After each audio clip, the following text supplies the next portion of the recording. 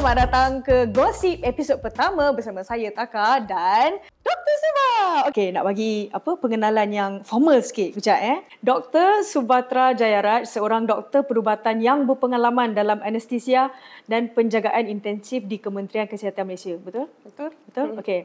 Beliau mempunyai ijazah sarjana tinggi dalam kesihatan seksual dan reproduktif. Betul? Betul. Okey. Fokus kajian beliau berkisarkan kekangan-kekangan yang dihadapi oleh populasi migran dalam mengakses penjagaan kesihatan ibu dan anak. Beliau mempunyai klinik penjagaan utama wanita yang berteraskan kesihatan seksual dan reproduktif di Petaling Jaya, Malaysia. Laju betul aku cakap. Apa khabar doktor ini? Oh, khabar baik. Baik. Thank you Sihat. for having me. Terima kasih. Sihat. Okey, episod kali ini kita akan menyentuh tentang contraception. Pencegah kehamilan. Pencegah kehamilan untuk wanita dan lelaki lah. Kita dua-dua wanita. So saya kali terakhir saya belajar tentang pencegahan kehamilan bagi wanita dengan lelaki ialah form 4 kot rasanya. Form 4 ke form 5, tapi dalam subjek biologi lah. Ada pil, ada kondom dan sekian-sekian. Daripada tingkatan 4 sampai sekarang, umur saya 35, adalah juga belajar daripada online. Bagi pengalaman doktor Lagat, apakah itu pencegah kehamilan dan apakah fungsi utamanya bagi wanita dan lelaki? So, kalau kita cakap pasal pencegah kehamilan, semua lelaki dan wanita ada hak reproduktif mereka sendiri untuk membuat keputusan terhadap badan diorang sendiri.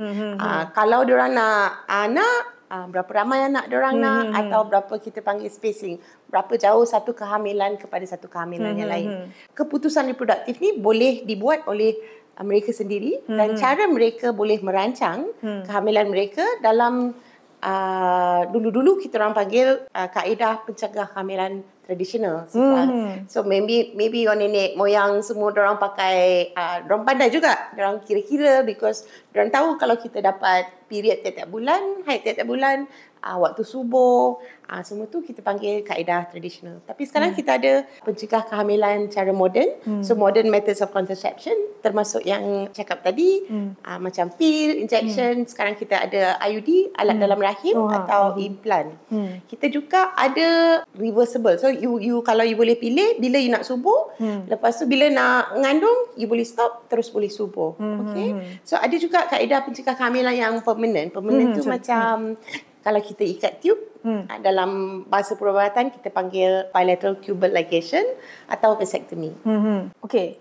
Kebanyakan daripada yang doktor sebut tadilah, macam IUD apa semua tu, injection, kebanyakannya adalah tertakluk kepada wanita tu sendiri. Macam wanita tu sendiri yang kena jalankan prosedur tersebut kan. Apakah impak dari segi macam hormon? Sebab yang saya tahulah kawan-kawan saya yang makan birth control kan, pil cegah hamil tu, macam ada impak-impak yang dari segi hormon ada.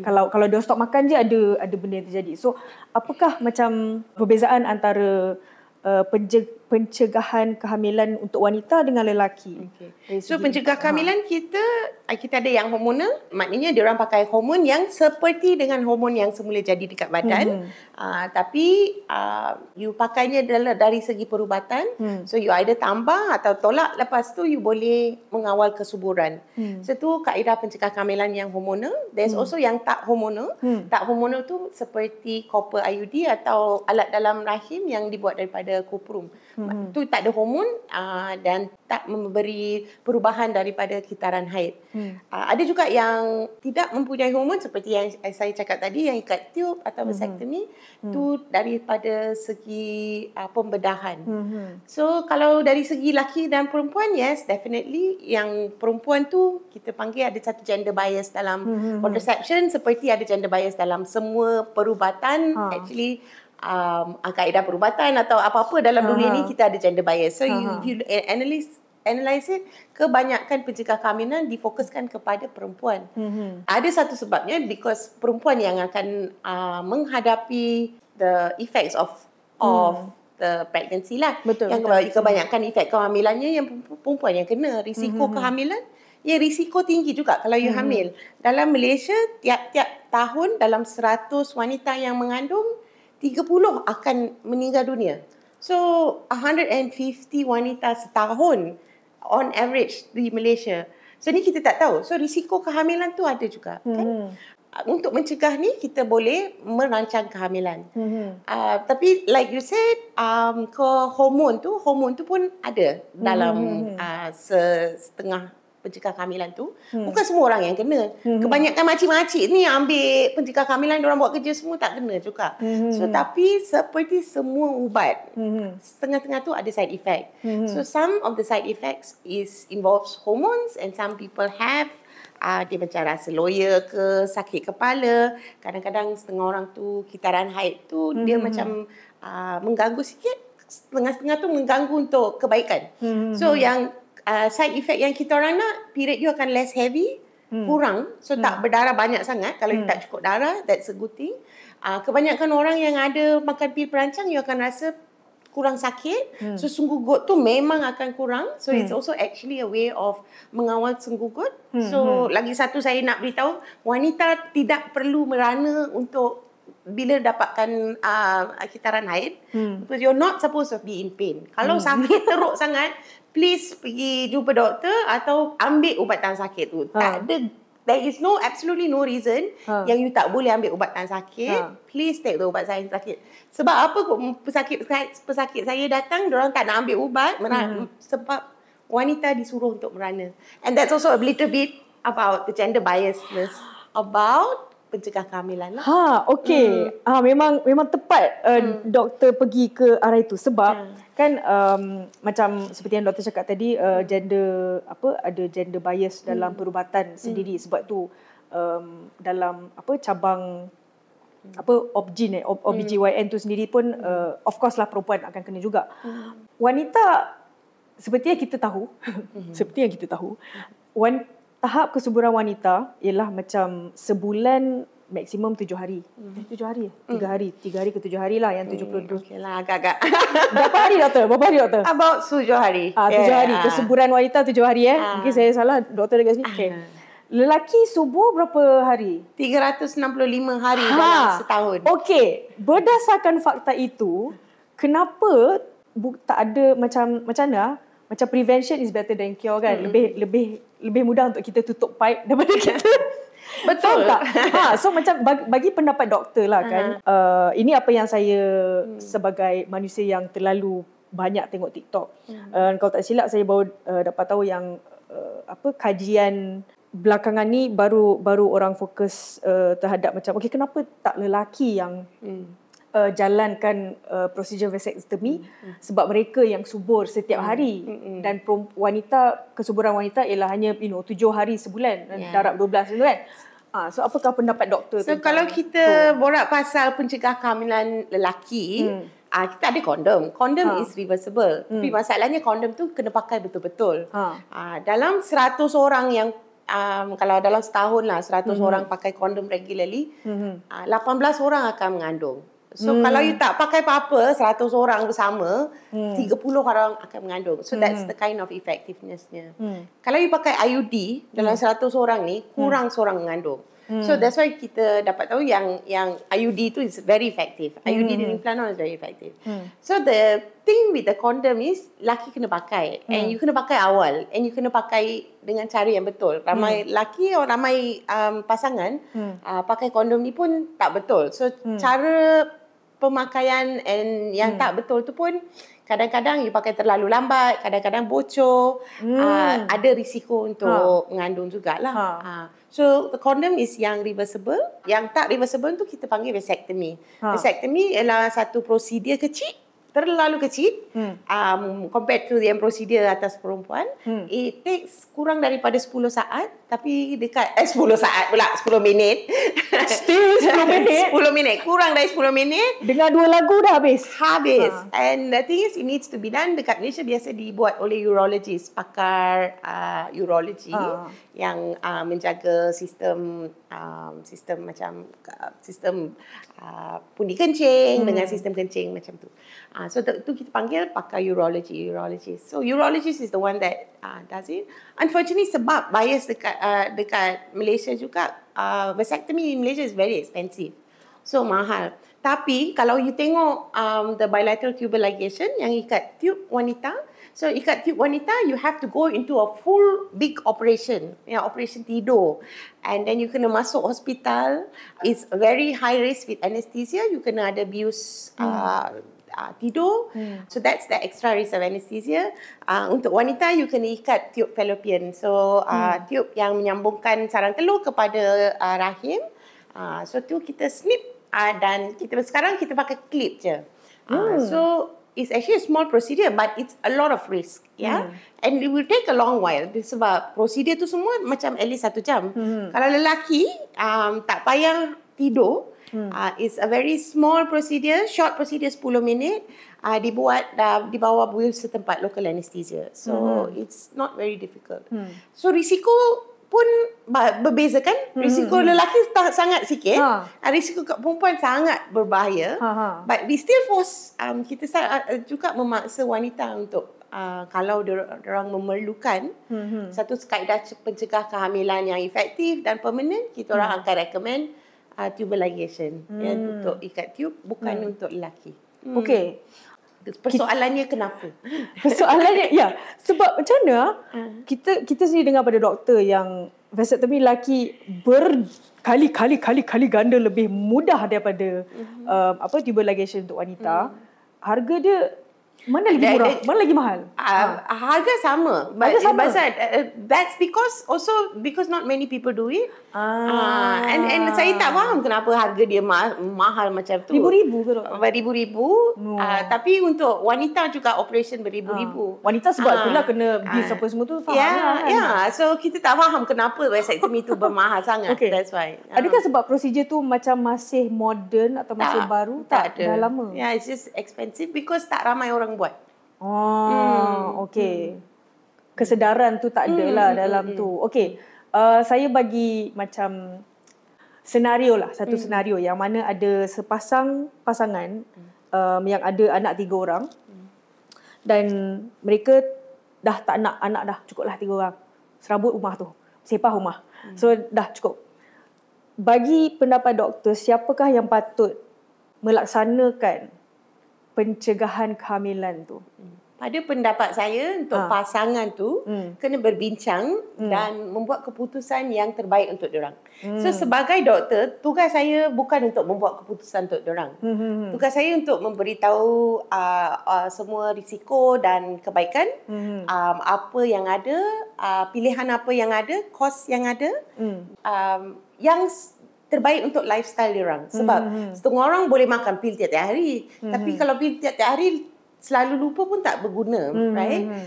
So kalau diorang nak anak lagi ke, diorang mungkin nak anak in the future ke tak nak. Setengah orang memang dah tutup kedai, we call completed family. So they know that completed family, mungkin diorang, kita boleh syorkan kaedah pencegah kehamilan yang efektif dan permanent like this. So berdasarkan apa yang mereka nak. So doktor kita tak akan membuat pilihan, tapi in my opinion, pasangan tu kena membuat pilihan terbaik untuk diorang. There is no way saya boleh dalam tapak kaki diorang kan. I cannot be in their shoes untuk membuat keputusan. But if you look at the risk and benefits, and the risk especially, so a vasectomy is a very good option, pilihan yang bagus kalau lelaki tu nak mendapatkan pencegah kehamilan. Okey, untuk macam contohnya memberi ruang kepada lelaki-lelaki di luar sana untuk consider lah vasectomy sebagai salah satu cara pencegahan kehamilan kan. Boleh doktor ceritakan macam dari langkah pertama, let's say lelaki tu tanya doktor ke apa kan, doktor saya nak vasectomy, sampailah dia selesai tutup kedai. Apakah langkah-langkah tu? So sekarang dulu kita panggil vasectomy pembedahan, it's like a surgical vasectomy. Sekarang kita panggil non-scalpel vasectomy. Maknanya vasectomy yang tak ada potong langsung. So potong dia terlalu kecil. Sebab tu kita panggil non-scalpel. Tak payah potong dengan... Potong kat mana tu doktor? So we kan potong... sunat. Dia bukan sunat tau. So vasectomy is only to potong, kita panggil vas deferens. Vas deferens ni tube yang menghubungkan your testis testis tu kilang untuk membuat sperm, right? Ke dalam sistem urinary system, tube tu kita panggil vas deferens. Tube tu saja yang kita akan potong. Tube tu besar mana? Tube tu sekecil-kecilnya. Terlalu kecil. This one. Kecil tau. Kecil. Yes. So it's very small. It's like tahu pen, ballpoint pen dulu-dulu. I tak tahu ballpoint pen sekarang ada kan. Dalam tu ada macam satu tube. It's smaller than that. Kecil tu guys. Kecil dalam tu. Kecil guys. Yeah. So apa dalam non-scalpel vasectomy, kita akan just make a small incision kecil saja, potong, ambil tu clip. Tu je. Lepas tu buat, of course ada dua lah. Biasanya kebiasaan lelaki ada dua vas deferens. Sebab kita ada dua testis dan dua kilang telur. So you have to ikat both of the vas deferens and dia tidak akan mengganggu your ejaculation. Yang ramai lelaki yang risau kan. Risau yang tu. So dia tak mengganggu. Tu apa yang dia buat je lah, stop perjalanan sperm ke dalam proses tersebut. Maksudnya sperm tu masih ada, cuma dia dalam kilang tu dia tak ada dia pintu tak boleh keluar. Okay. Somewhere like that lah. So just to know that lepas vasectomy, you still kena pakai pencegah kehamilan for about 6 weeks, because kadang-kadang sperm tu memang ada dalam sistem tu. So that's why we will still advise you pakai kondom atau pakai satu cara pencegah kehamilan lagi yang efektif. But after a couple of months, then you don't even have to do, because you know that memang kalau sperm tu tak boleh jalan, memang tak boleh mengandung lah. Saya rasa ada juga kebimbangan atau kerisauan lelaki-lelaki luar sana tentang vasectomy, yang mana macam kilang dah tutup ni, apakah impaknya terhadap hormon aku, terhadap badan aku, macam ada tak benda-benda tertentu, macam side effect dia? Ada tak? So side effect tu sakit sikit saja. The whole procedure is less than 10 minutes, kurang 10 minit. Kadang-kadang non-scalpel vasectomy tu kita tak jahit pun, dia letak stiker saja sekarang atau gum. Yes, right? So it's so small.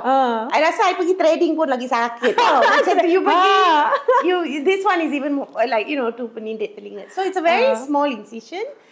Dan sakit tu memang you boleh makan Panadol sekali cukup lah. So the whole process is very easy. Recovery pun senang. So recovery pun dalam 1-2 hari dia akan tak ada masalah. So you have to understand macam mana fisiologi tu. The hormone also dekat testis tu, dia akan merebak. Dia akan masuk ke dalam salur darah. So they don't need any vas deferens ke tube untuk sperma ke macam tu. So your testosterone hormon maskulinisasi akan still ada. So tak membuatkan perbezaan apa-apa kepada, of course the testicular hormone is testosterone and the equivalent. Dia akan affects your body building, your whole everything lah, your hair, your facial structure, your fat distribution, semua tu tak ada apa-apa beza lepas vasectomy. Because vasectomy is just stopping panggil longkang yang sperma tu nak jalan. Kilang tu masih jalan guys. Kilang masih jalan. Cuma pintu dia tertutup. Jadi semua tu masih okey. Jangan risau ya laki-laki di luar sana. Terusnya, macam apa pendapat doktor bagi kalau si suami tu berasa kelelakian dia terancam dan tak mahu lakukan apa-apa untuk menghalang kehamilan dia dengan si isteri lah. Apakah pendapat doktor tentang jejaka-jejaka sebegini? Adakah isteri sahaja yang perlu menanggung tanggungjawab untuk elak kehamilan? I identify as a woman, so saya tak boleh komen tentang kelelakian atau apa-apa apa yang diorang fikir kan. Tapi apa yang saya boleh komen ialah sistem yang kita hidup ni dalam sistem patriarki yang ada satu yang memberi manfaat kepada kaum lelaki. So sebab sistem patriarki ni kadang-kadang konsep kelelakian or somebody dengan kekuasaan itu timbul dan of course, sebab sistem yang kita hidup ni memang ada orang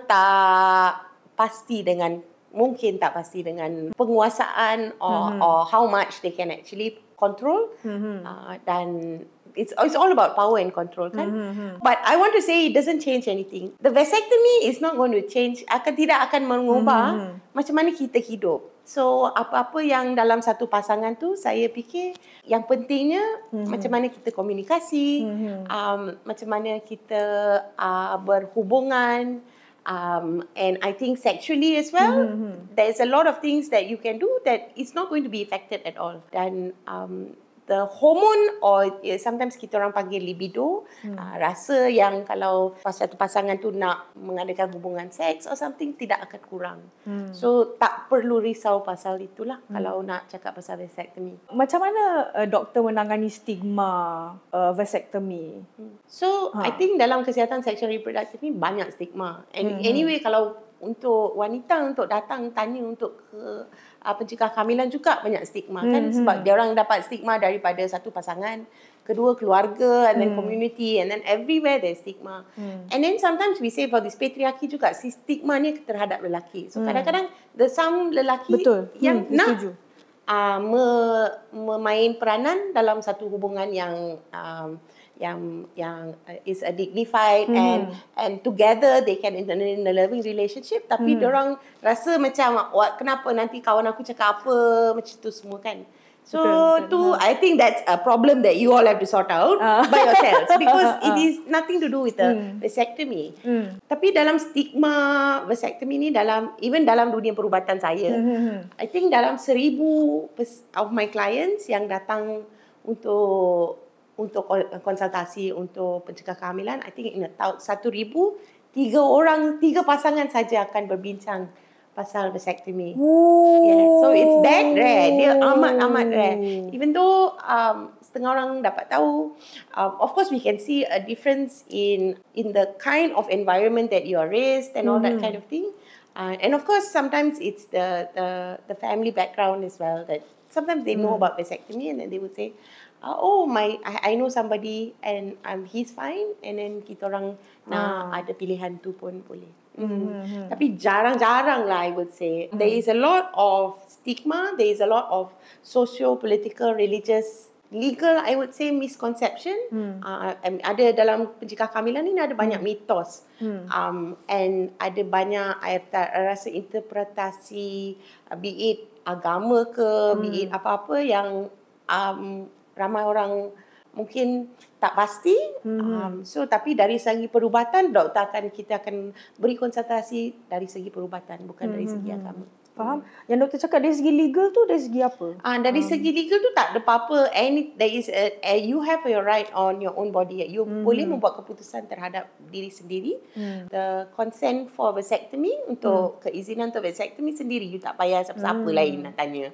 Seperti kalau consent untuk pencegah kehamilan wanita sahaja perlu menandatangani. Tak perlu suami keizinan. Lah. Yes. Faham. Okey. Doktor dah jadi doktor berapa lama? Dah lama. lama. Nampak je muda. Nampak muda. Doktor nampak muda tau. Okey. 20 tahun. 20 tahun. Okey, dalam sepanjang 20 tahun doktor menceburi bidang ni, apakah cara yang doktor rasa paling sesuai untuk mendidik masyarakat tentang vasectomy selain daripada tingkatan 4 biologi?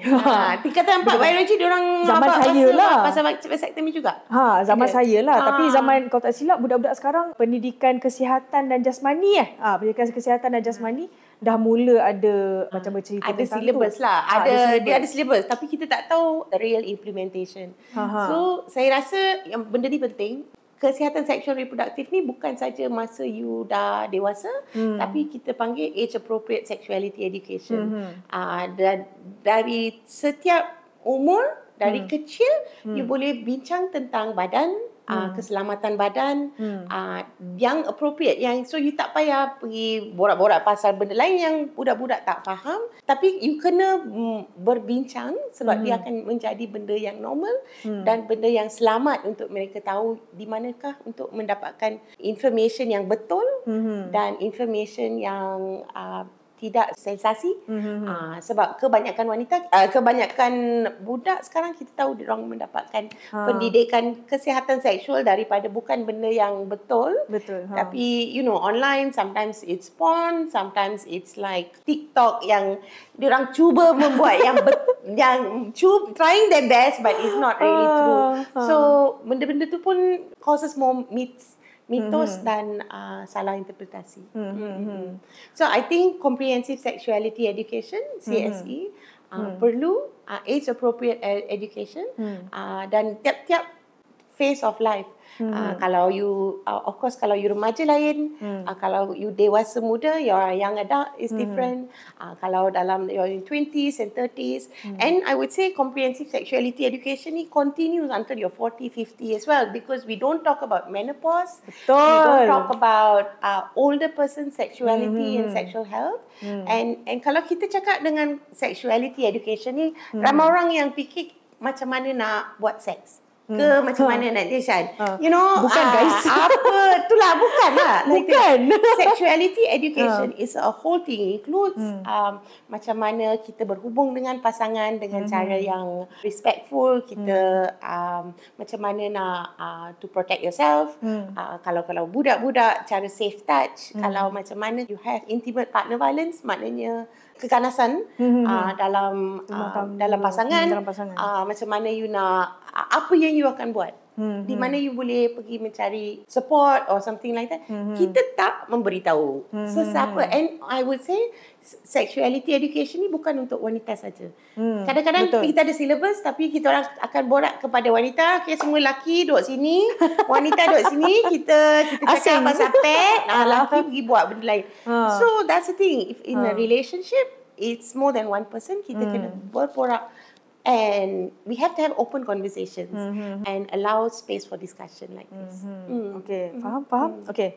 Ada tak klien doktor yang in a way perbalahan antara perbincangan yang diperlukan antara pasangan lelaki dan perempuan, mana macam lelaki ni dia tak nak, tapi dalam situasi tu jalan yang terbaik ialah lelaki tu perlu ada vasectomy sebab mungkin wanita tu sebenarnya ada isu ke PCOS ke apa. Ada tak kes yang macam selalu PCOS is usually not a problem, but kebanyakannya wanita, ada ramai wanita yang kalau diorang hamil is really akan berisiko kepada nyawa diorang. Kalau you ada masalah jantung dari kecil, you ada masalah buah pinggang, there's many kind of bleeding disorders. Kalau you pernah bersalin Caesar banyak-banyak kali, 3-4 kali, dan memang you tak disyorkan untuk bersalin lagi. If lepas you dapat satu Caesar, operation untuk bersalin, yang kadang-kadang life saving untuk wanita dan kanak-kanak tu, baby, kita syorkan untuk, kita panggil spacing 2 tahun sebelum you mengandung balik.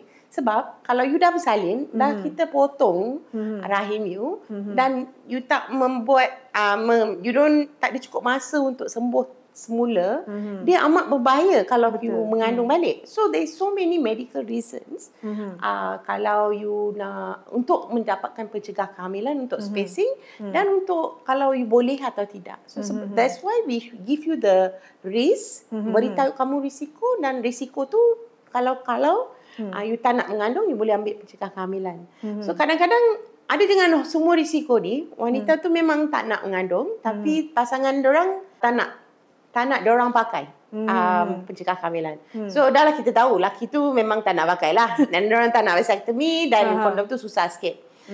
So that's why tanggungjawab gender bias ni, tanggungjawab tu jatuh kepada wanita yang akan berisiko untuk hamil, mengandung. Tapi pula laki dia cakap tak boleh. Ada ramai, every day I see at least one. And it's not fair. Sebab kadang-kadang it's pasangan, kadang-kadang it's keluarga. There's, I don't want to perpetuate mother-in-law or father-in-law problems like this. But that's the thing, they come in and because that's why I said there is so much, women make decision, wanita membuat keputusan dalam bukan untuk diorang sendiri. Kebanyakan wanita tak akan membuat keputusan. You cakap akan menyelamatkan nyawa pun diorang takkan. Dia akan membuat keputusan sebab dia tahu at this moment, kalau anak-anak I dah 3-4 anak kurang daripada 5 tahun, Kalau ada lagi satu baby, macam mana kita nak jaga anak Betul. tu? That's why they are making the decision. Kalau saya tak boleh pergi kerja, kalau saya mengandung, saya akan, satu kerja tu dia akan diberhentikan secepat mungkin. Kita tahu tak dekat Malaysia, kalau kamu migrant worker, kalau dia ada work permit, kalau mengandung, work permit is immediately terminated. So it is so unfair, this whole biasness. So wanita ni, mereka membuat keputusan untuk orang sendiri, actually half the time is not themselves. And so tapi lepas tu datanglah satu lelaki ni cakap you tak boleh pakai sebab nanti you the hormone will affect you lah, ni lah tu lah, I don't want a IUD in you lah, macam tu. Then wanita tu akan macam susah lah nak buat keputusan, but eventually we say it's their decision. There are many ways around it. The worst, of course, if they are being dalam satu situasi keganasan. Kalau dalam satu situasi keganasan as well, kita tahu dalam Malaysia and I see definitely at least one case of marital rape setiap bulan. I know it's a marital rape, but it is unfortunately marital rape dibolehkan di Malaysia dari segi undang-undang. There is nothing that the woman can do. So there is all these things that diorang tahu mereka memang tak nak mengandung. So what we do is we offer them. Sometimes the easiest way is the depot injection. Kalau you nak the depot injection suntikan pencegah kehamilan sekali dalam 3 bulan. Tiap-tiap 3 bulan suntik tu, I mean you can try it and then see. Sebab kalau kita orang suruh dia ambil pil, kadang-kadang ada orang campak juga kan, dia orang ambil pil. And then of course to put an IUD and all is a bit invasive. So so there are ways, there are options, but ultimately it is a negotiation akan dua pasangan ni. Yes, it's not easy and it always happens. Yes. Okay, bagi pendapat doktor sepanjang kerjaya doktor dalam masa 20 tahun ni dan mungkin jangka masa akan datang lah, ada tak apa-apa perubahan dari segi masyarakat, as in mindset masyarakat terhadap pencegah kehamilan dan macam birth rate, trajectory birth rate, macam doktor nampak tak? Kita nampak. Kemanakah kita seterusnya? Macam adakah masyarakat akan lebih menerima vasektomi dalam masa 5-10 tahun akan datang? Saya harap, saya rasa dalam kebelakangan ini there is slightly more. Tapi if you get, kalau macam saya dapat satu request untuk ke vasektomi, kalau dalam setahun, kalau next year I dapat 2 request, is 100% increase, right? It's not so much. Tapi saya rasa, I think dengan perkembangan dunia, kita akan nampak lagi banyak request untuk vasektomi. What we are seeing is that wanita memang tahu lagi banyak tentang pencegah kehamilan efektif seperti IUD, alat dalam rahim, dan implant. Implant is the most effective actually. Implant you letak kat sini, dia lagi efektif daripada tubal ligation. Then it's reversible. So bila-bila you ready untuk hamil, you boleh buka terus boleh subur. So wanita sekarang tahu, and then sekarang ada banyak tempat avenue untuk dapatkan kesihatan. So diorang boleh dapatkan at least some information sebelum diorang tahu masuk. We get also, this is a new thing I'm seeing, that ramai orang sebelum kahwin, kan korang pergi kursus kahwin ke apa ke, I tahulah dalam syllabus tu memang ada sepatutnya cakap pasal pencegah kehamilan, tapi kebanyakan wanita yang saya tahu, diorang tak actually mendalami, and it's a little bit misogynist cara yang, and this is not only for, I would say, for any religion. Many religions have kursus kahwin, and it's always the same feedback. It's a bit misogynist how the talk about reproductive health is held. But because they know, they come and then they say, come doktor, saya nak kahwin dalam 6 bulan ke apa ke. So saya nak tahu pasal apa-apa yang saya boleh plan. Dah lah saya nak plan nak kahwin. Might as well I plan nak buat. Lepas tunang, I datang. Lepas tu masuk implant. Lepas tu dalam bulan depan I kahwin. So I know lepas ni I nak kerja jap, kita orang nak build a house ke apa ke. I see more of that. So maknanya wanita-wanita muda sekarang mereka tahu. Mereka tahu tentang reality hidup sekarang. Dan reality kalau mereka, and anyway we know, you tanya birth rate tadi, birth rate kita semakin menurun. Tapi that's not a problem, I would say. Because semakin menurun sebab wanita, our pasangan, I think, are making decisions for themselves. Kalau mereka rasa mereka tak bersedialah. So, tapi apa yang kami lihat sekarang, which is a good thing, is mereka merancang lebih. So, if you know you're going to only have 1 atau 2 anak, 1 atau 2 anak tu saya nak membuatkan life yang paling bagus untuk diorang. Maknanya kita orang nak kahwin, kumpul duit betul-betul. Lepas tu dalam 1-2 tahun lepas kahwin, kita orang boleh mengandung, have a baby in yang tak payahlah macam stres merana. And then kita spacing. So at least tunggu baby besar sikit 2-3 tahun, lepas tu mengandung balik. So this is the kind of things that we are seeing more and more now, yang perkembangan yang bagus saya rasa. Lepas 2 tahun, lepas 2 anak, mereka cakap okay, saya tak nak mengandung lepas ni, so saya pasang implant lah yang efektif. Memang I tahu I takkan mengandung. So macam tu. So we see more and more of that. So membuatkan saya at least ada some hope that our work is there. Kita tugas doktor untuk, like I said, membuatkan persekitaran so mereka datang. Mereka boleh at least confident datang, menanya kalau apa-apa pilihan yang ada. So tugas kita untuk memberi mereka pilihan yang terbaik, cara-cara moden yang terbaik atas kualiti yang terbaik in 2025. Okay. Apakah harapan doktor terhadap, I guess, masyarakat lah, macam tentang how can they pelajari lebih lanjut tentang kesihatan mereka sendiri dan tentang pencegah kehamilan? So there's many website, tapi saya rasa dalam dunia internet dan dunia AI ni ada banyak tak ada tu digital literacy yang kita tahu pasal membuat yang apa yang betul, apa yang scientific dan apa yang you tak sure. Jangan believe benda yang mengarut-ngarut. Dalam kesihatan seksual reproductive ni selalu ada banyak ada mitos yang ngarut-ngarut.